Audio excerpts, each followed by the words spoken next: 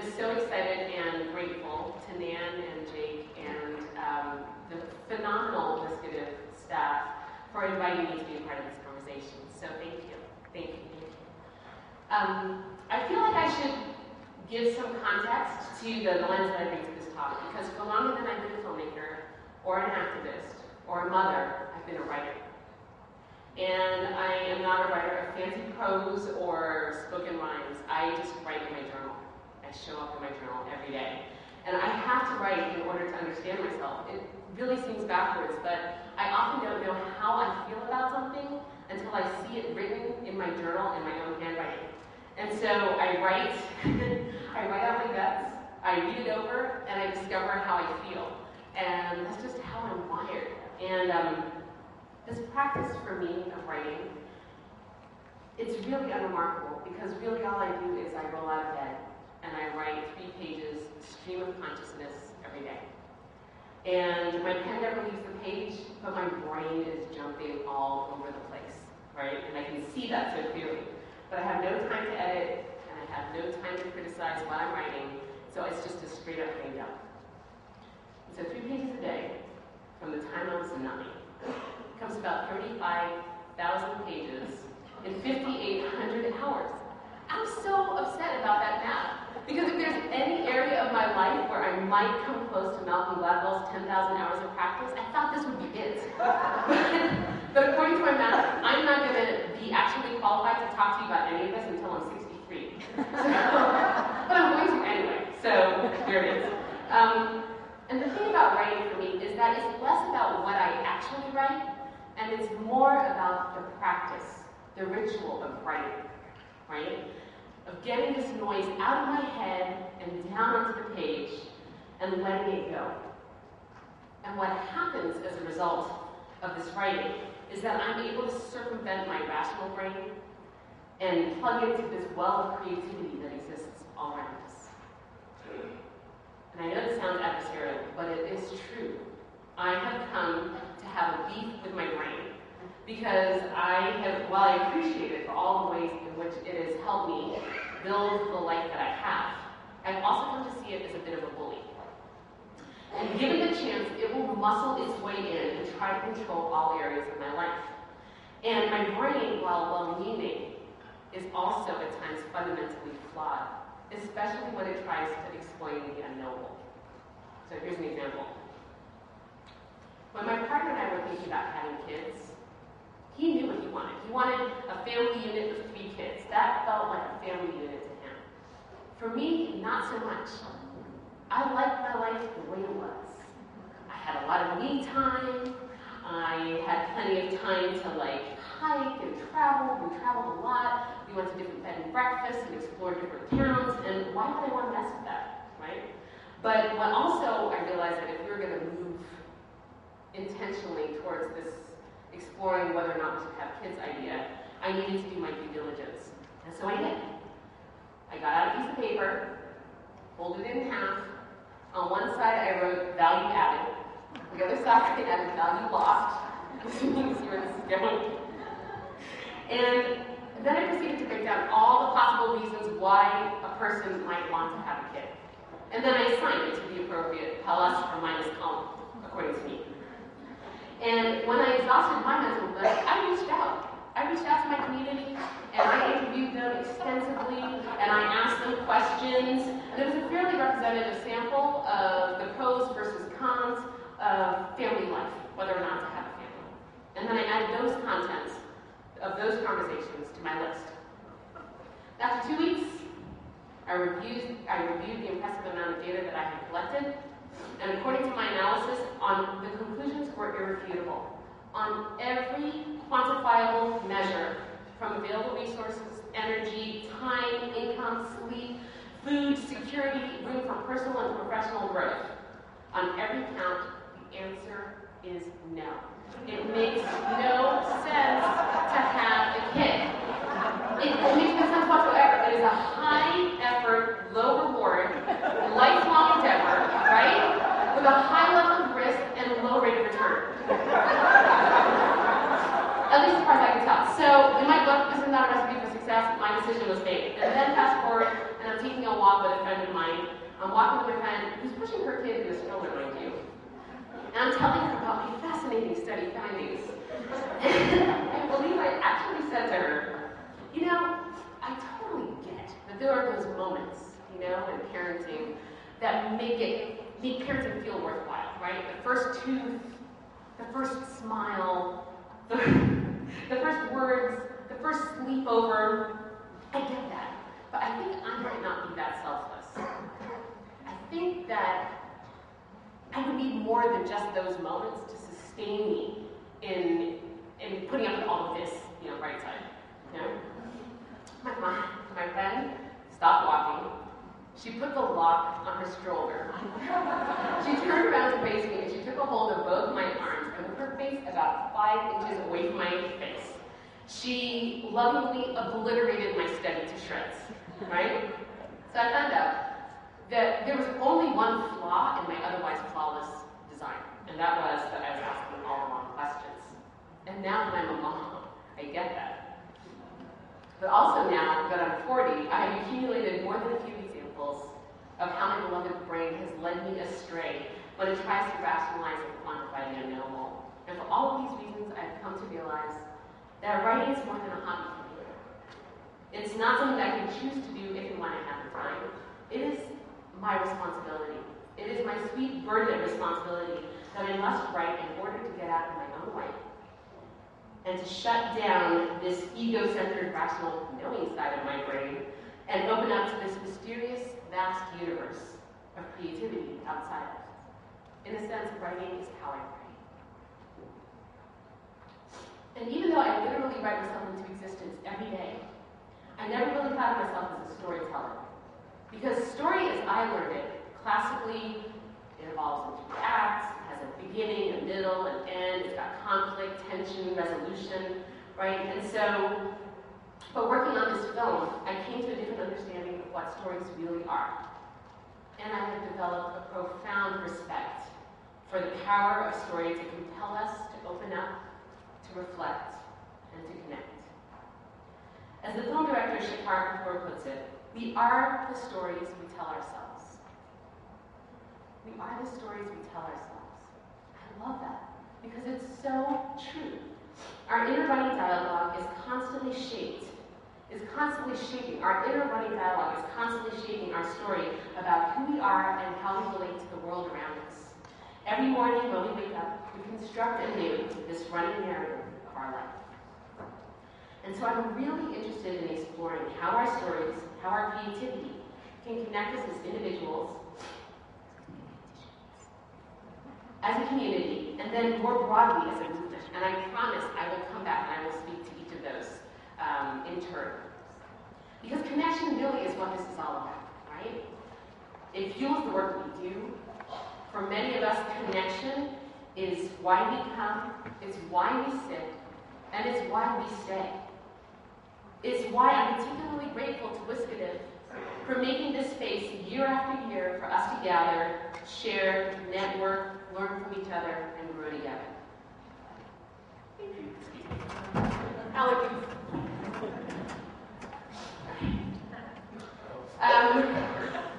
Okay. So, yes. So for me, this path forward towards connection with others always begins with myself, ironically. And so, given that this is how I make sense of the world, this is also how my talk is going to unfold. Rooting everything in the personal and then branching out. This is how I've structured this talk. And so, centering everything around my personal experience and then rippling out from there. So please bear with me.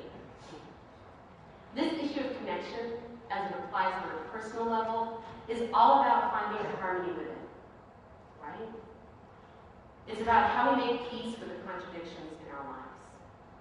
And so thinking about my journey with this film, and what it has taught me about the story I've brought into this world, I want to explore the one avenue that didn't actually make it into the final cut of our film. And it's centered around this basic contradiction that I've been struggling within myself about how to navigate my political self and my personal self. So, what do I mean by that? Well, I'm mixed. And if you saw the movie yesterday, you know fully well. My mom is from South Korea, and my dad is from Tanzania. And my parents worked for United Nations organizations, which meant that all of our family friends were also intercultural mixed families, much like mine. The specific combinations were different. Italian, Somali, Ugandan, Swede, or Filipino, Korean, but the mixes were unique. But being part of an interracial family was the norm in my community. And many of their kids were first-generation Americans just like me. And then there's my school, which was really small. It was from 3rd to 12th grade, it was 630 students. And so everyone knew my family, everyone knew my parents, and when I walked around identifying as Trans-American,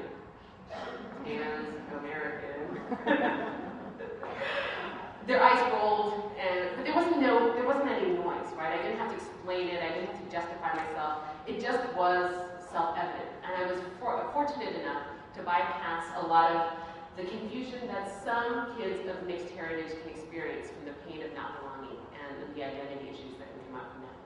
Don't get me wrong, I had plenty of areas where I was confused and angst-ridden, but this wasn't one of them until I hit college. And because I'm a journaler, I can tell you that the narrative that I had constructed for myself about who I am in this world came crumbling down on the evening of October 24th, 1991. And I was sitting in my intro to sociology class, and where the topic of the evening was exploring the African diaspora. And my professor spoke very passionately about the violent mixing of blood between slaves and their owners, and about the resulting politics of color privilege that continues to plague the African American communities to this day. And this whole time that he's talking, he's looking directly at me.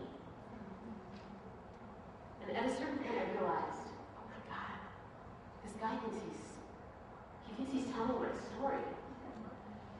And with his bizarrely intense eye contact, he was like letting me know, like, I got this. You know? I was burning up. And I wanted to bolt out of that classroom so bad, but to do so would feel like an admission of guilt. Like somehow he was calling out my personal story and in a way that was too hard to handle. And so I just did everything that I could to stay put. And I filled my brain with trivial thoughts so that I could just stare him down.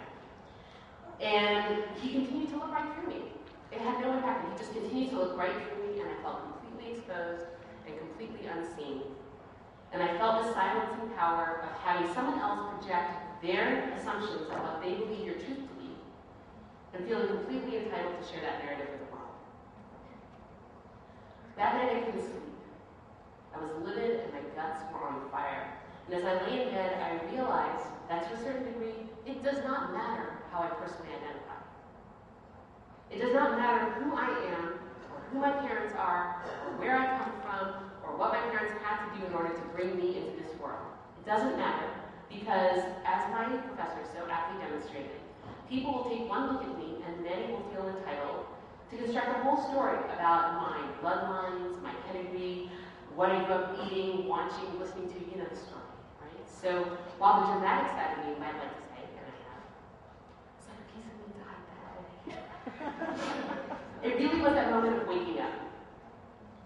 Waking up when you realize that how you perceive yourself is not congruent with how other people perceive you. And so the question becomes, how do you make sense? How do you bring that self-perception into alignment? So here's what I did.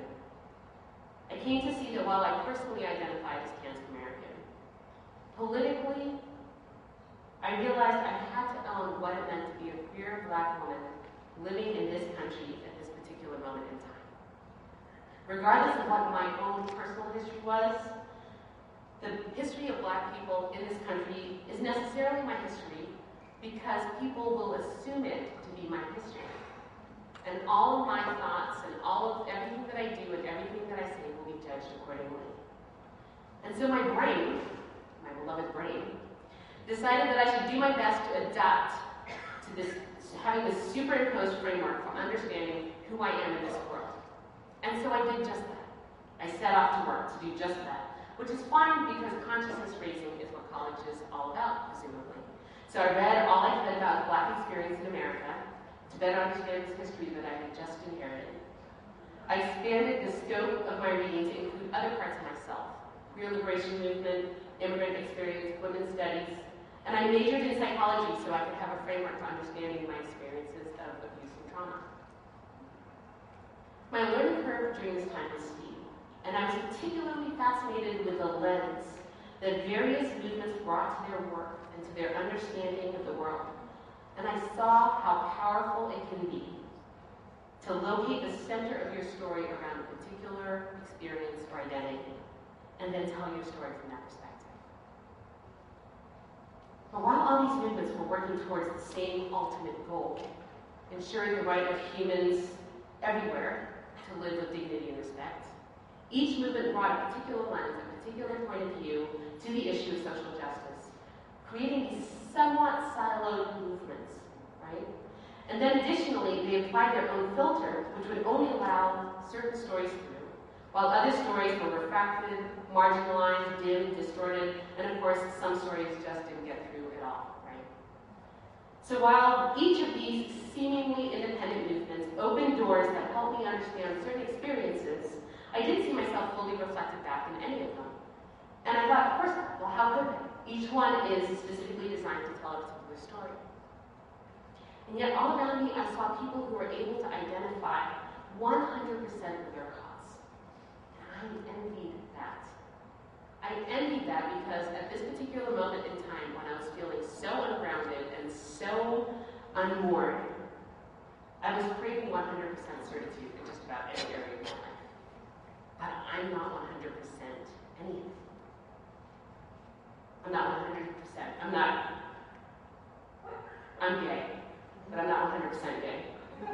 I'm African and I'm an American, but I'm not 100% African American. I'm Korean, but not fully. I'm not even sure I am 100% against globalization, because the story I see when I go back to Tanzania is far more complex and messy than the movement here has been willing to embrace. And even my experience of abuse didn't fit 100% with any of the domestic violence models that existed at the time. I don't even think I was 100% righteously angry, which might have been one of the most egregious transgressions, right? Because I wasn't activist in my 20s at the time, but I'm not 100% anything. But my brain was determined that I should find a way to use the political as my framework to understand the personal. Interesting theory. But this head-down approach was not my forte, and it really showed. I was struggling with self-doubt and all the internalized noise that gets kicked up when you're not feeling blank enough to be in any particular space. But I worked at it. I tried to understand, I tried to expand my understanding of social justice by engaging in conversations between various movements, looking more broadly at all forms of violence and how they intersect with all forms of oppression. And I really came to see more of myself reflecting in these intersecting areas where movements overlapped. And I'll come back to more of that later. But for now, my search for an existing analysis, a narrative that included the totality of my experience, continued to elude me. At this point, I'm in my 30s, and my Saturn is approaching its retrograde, for those of you know what that means. And I was feeling fragmented and disintegrated and very out of balance. I was less resilient in my life and my work, and these cracks were starting to show. And then sitting in on one of Laura Vandernoot's talks on secondary trauma. How many of you have been in one of these talks? Okay. I recognized in myself the signs of burnout. And I realized that it was time for me to change my course. I needed a radical shift away from the political and back to the personal, because that's what that was like for me at that moment. The movement between personal and political, it wasn't seamless. It was like a toggle switch. Either one or the other, it could not be both. And it was in this moment that I made the strangest choice that would change the course of my life. I decided to immerse myself in the one area of my life that I had never been able to fully integrate into the rest of my life, which is understanding my Chaga cultural roots and connecting with my family on Mount Kilimanjaro, Tanzania. The Tanzanian side of my family, all of whom were unspeakably poor, despite our family's continued efforts to try to support them, was a source of incredible shame for me. and I had struggled to make sense of how this level of profound need could continue to exist within my own family. My aunts, uncles, cousins living in huts made of cow dung and grass, and no running water, no electricity. And as a kid, it was really hard to make sense of the guilt that I felt by having done nothing to deserve the life that I have. And I would return to the U.S. after my summers in Tanzania. I was jealous of my friends' stories of sleepaway camp and traveling in Europe. So when they asked me what I did for the summer, I would talk about the parts that they could relate to. The beaches of Zanzibar, the safaris that we went on, and shopping in Nairobi. And the other 98% of my summer experience, remained submerged in the sea of shame. And so it was curious to everyone in my family, including myself, that this would be the part of my life that I would choose to point the camera at. But honestly, the idea to make this film was not a conscious choice. There is no way my logic brain would have ever made that leap. It came to me quite literally in a vision. And I know I'm not the only one in this room who's had that aha moment, right? The aha moment where that creative impulse just takes a hold of you and it just appears seemingly out of nowhere. Hands, show me I'm not alone, yeah. And it just comes seemingly out of nowhere, right? And that's precisely how this whole journey got started. April 3rd, bear with me. I know this is very personal and it seems like it's not going anywhere, but it'll all come back together in the end, okay? April 3rd, 2003, I'm driving to work, and it's the first time I hear Angelique Kidjo sing Summertime. Her voice can bend time and space. It was amazing, because all of a sudden, it was like I was a kid again, and I was taking that drive from our house, our farmhouse up in Mount Kilimanjaro, down to the Moshi Plains, the city at the bottom of the mountain. And I loved this drive when I was a kid, because every time, as we're driving, you look out the window and guaranteed you would see elephants, ostriches, gazelles, zebras grazing in the savanna grassland. We weren't driving through national parkland. It was just the drive into town, right? And having this vision, listening to this song, which folded out in my head almost the way it does exactly in the film, it was in that moment that I realized this is it. That's what we need to do. We need to make a movie. If we're going to have kids, everything they learn about their Chaga culture is going to have to come from me. And what am I going to show them? What do I know? I don't know anything about what that means, what it means to be Chaga. But this film would give Tom and I a shared purpose and a reason to go to Tanzania. So that night, I went home and told Tom my idea. The next month, I was sitting in an intro to filmmaking class.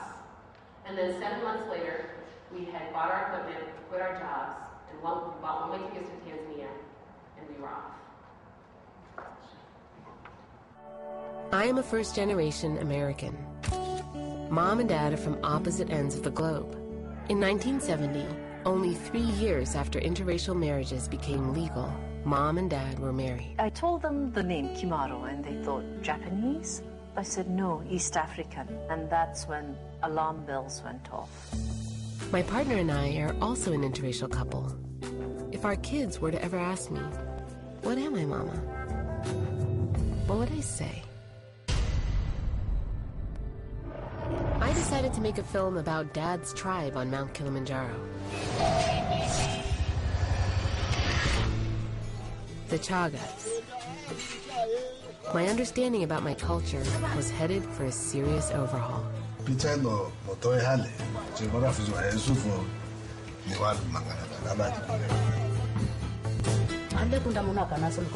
She had this tremendous regret and in a way a chip on her shoulders about not having been able to get more education. It's such a male-dominated society.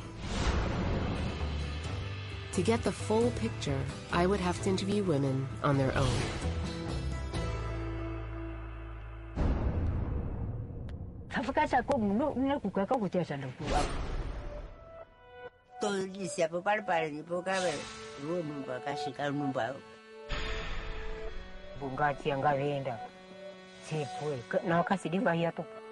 With the connection I found with these women, I could finally come to terms with my own experiences of abuse. I'm a lot like you. Sing confusion to the night.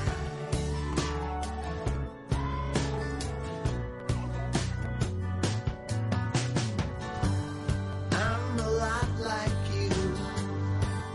Been right through that foggy light. Part of me wished I could take this whole experience and shut it in a closet. But my aunts asked me, now that we've shared our stories with you, what are you going to do about it?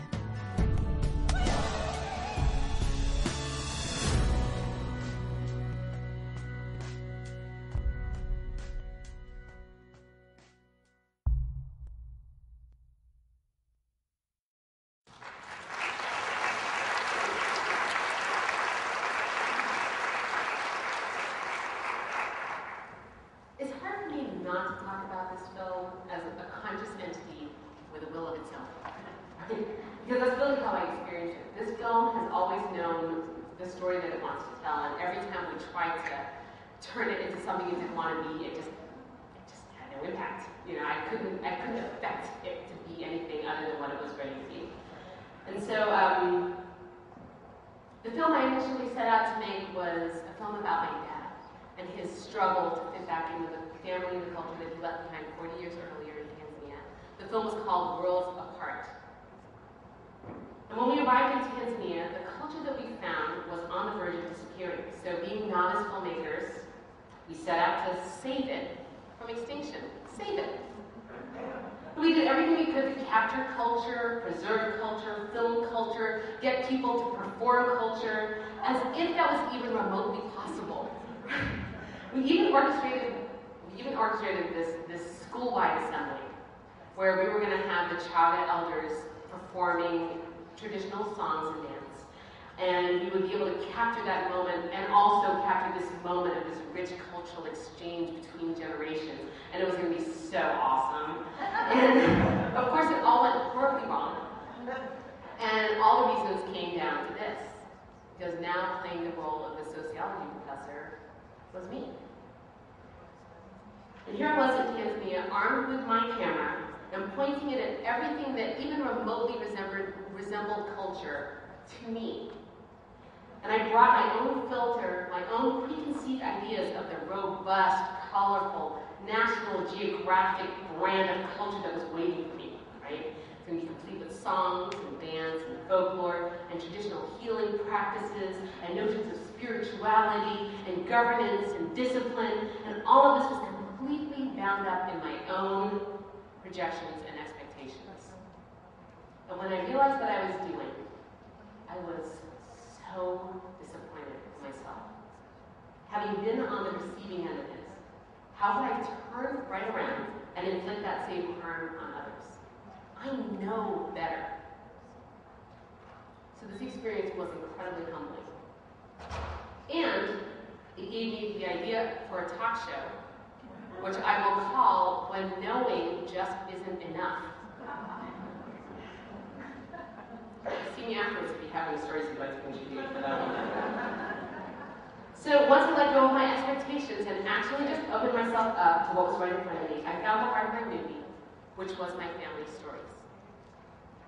So there's two pivotal moments that I want to talk about that transform my understanding of this film and the story that we were trying to tell. These are the moments that help us move from Worlds Apart to A Lot Like You. The first was my experience with my aunts. There's something to be said about the unique access that you can gain when you're both a cultural insider and an outsider, right? When you're straddling those worlds. My family ties granted me complete insider access to my dad and his siblings and their stories. And I also brought an outsider's curiosity, leading me to ask questions that most people who live on Mount Kilimanjaro would know never to ask. So it's entirely possible that I was the first person to come right out and just ask my aunts how they got married. What was that like? Tell me about your stories. So curious. And not realizing what it was that I was about to tap into. And so when their stories started to pour out, all I could do was hold on. My aunts sitting in that hut on the mountain on the same coffee farm where they were born and raised were bearing their souls and sharing their truth with me about their lives for the very first time. Stories that they've never even told each other as sisters.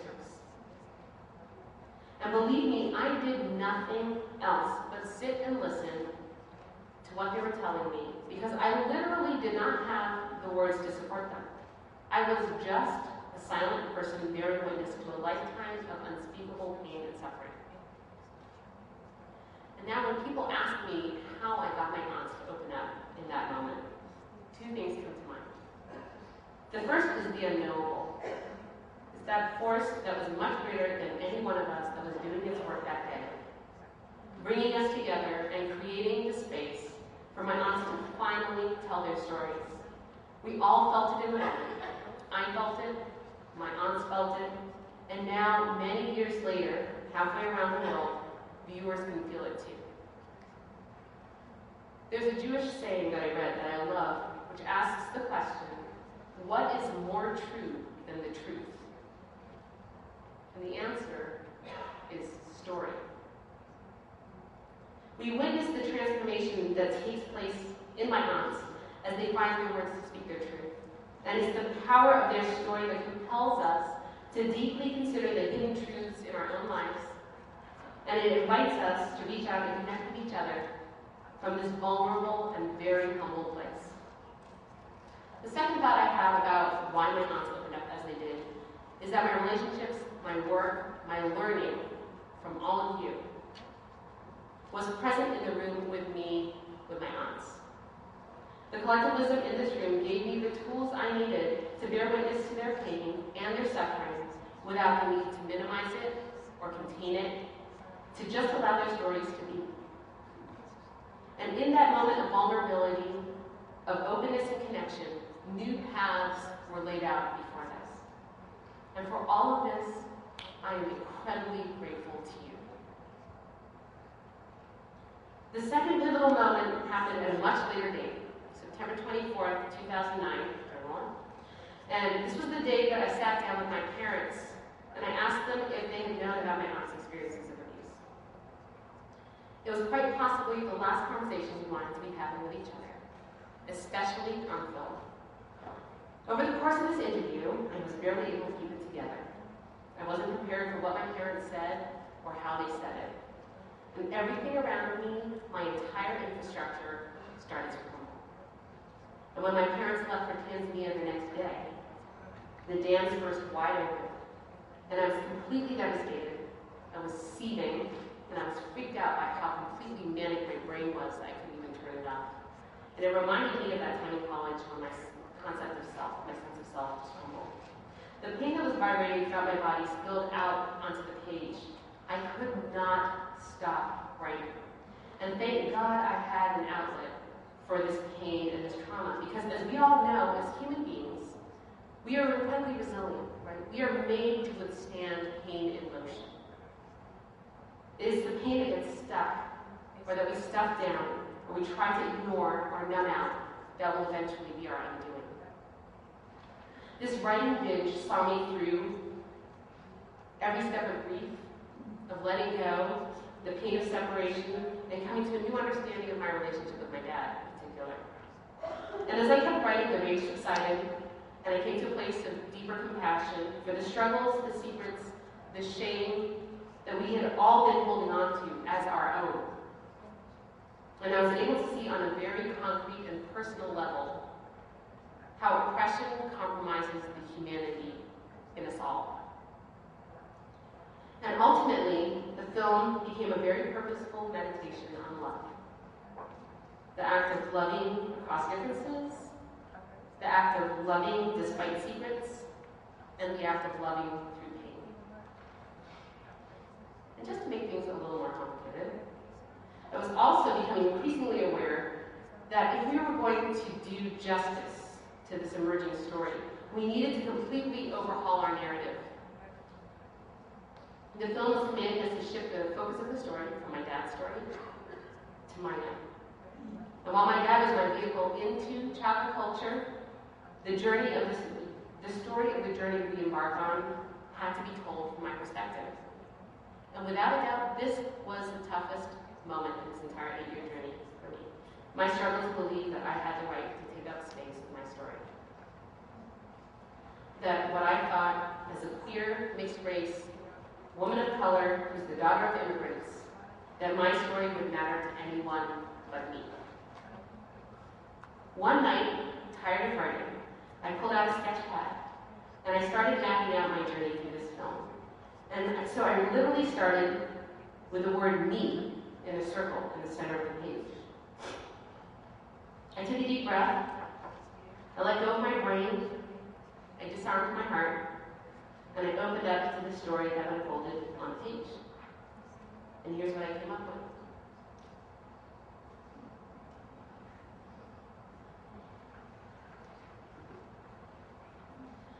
What I noticed when I looked at the map and read over my journal entries from this time was that my writing was coming from a more fluid, integrated sense of self.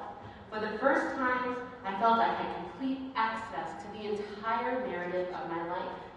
The toggle switch became a dimmer as I found myself politicizing the personal and personalizing the political, telling a story that captured this process of unpacking culture and the love and compassion that emerged when we allowed for the beauty, the brutality, the messiness, and the grief, telling the story of this culture through the real lived lives of our family.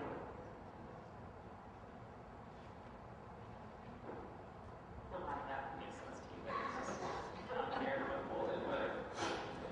This writing and mapping formed the scaffolding for the new narrative of our current film, A Lot Like You, a film that ultimately is about the lens we all bring to the story of our lives, the stories we inherit about who we are and where we come from, and how we choose to filter those stories that we pass down to the next generation, and why. I know the film ended up being true to the narrative of my life because it too isn't 100% anything. It resides most comfortably in those spaces in between, which drives my marketing and PR people crazy because they're all, yeah, we know your story is like really complex and tackles many issues, but if you had to prioritize, what would you say this film is really about? We need to know who our target audience is so we can market your film effectively, right? Man, if only were that simple. So once again, there's this ever-present tension to simplify, the pressure to apply a filter to the story, marginalizing the other parts of my life in order to give this film a singular focus that people can latch on to. And right now, the film is refusing to be siloed. It is resisting this pressure to be reduced to a single-issue film. And I don't have to agree with it. There is no 100% certitude here or here. There's no 100% certitude. And that's challenging for some, and it's a very welcome relief for others. So my question now becomes, how can we use the power of stories to mobilize people, to ignite dialogue, and to contribute to the groundswell that leads to change, as per Tira's request? One suggestion I have is that we start with ourselves. I know everyone in this room has activities, has practices, has rituals that you do that help you transcend your knowing ego brain and allows you to revel in your own creativity. Right? Take a moment. You know what that is. Perhaps we could commit to practicing these creative rituals daily. This isn't a self-care reminder to make more time for your hobbies. What I'm talking about here is bringing to this practice a level of discipline, a level of deliberate intention, and a sense of responsibility. It's about recognizing that we owe it to ourselves and to the people in our lives to do what we need to do to bring our best, most creative, most expansive selves forward into our lives every day. And indulging in our creativity so that we can do right by others and be of service. No, let me say that again. Indulging in our creativity so we can do right by ourselves and be of service to others. And then from that place, perhaps we could look for new and exciting opportunities to take risks with each other. And I know we're doing this all the time. Everyone has examples of how they're doing this within the movement. Because I I think when we strip ourselves of our ego and all that we think we know, and open ourselves up to what is, those moments of shared vulnerability and humility open the doors to our most inspired creative brilliance. I was so excited to hear about the WSCADV Teen Summit earlier this summer, where advocates and their kids gathered to discuss sex and dating on their own and with each other. And as a new mom, I can't even tell you how in awe I am that y'all were able to do this. And together they put this prevention work that we've been talking about for over a decade into practice on a very, very personal level by rising to the challenge of opening up and having these conversations with their own kid. And to me, that's just inspiring. It seems obvious, but to do it is another thing altogether, right? And it's just inspiring. Because this stripping down, taking a risk, being vulnerable, and opening yourself up to wherever this process might take you, I can't think of a better working definition of creativity than that. And ultimately, whatever projects or materials might evolve out of those conversations will be firmly rooted in personal experience. Our stories will inform our movement, and not the other way around. And I know this kind of work is happening everywhere, and has been for a long time. I know this to be true. I remember 10 years ago when I was working at the Northwest Network, and Danica Bornstein and I were co-facilitating a group that had remained remarkably stable for a long period of time. And we were ready to transition and dig deeper into some of the harder material.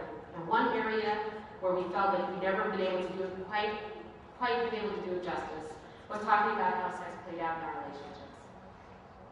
There's so many reasons, homophobia for one, why talking about sex in support group was an area that was not fully explored. But we were determined to push through our prickliness and our discomfort and just see where the conversation took us.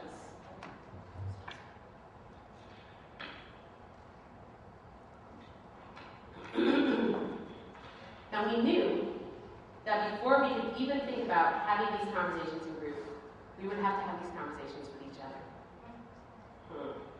And so we did. And because we knew we would try to work around it and talk ourselves out of it, we set a date.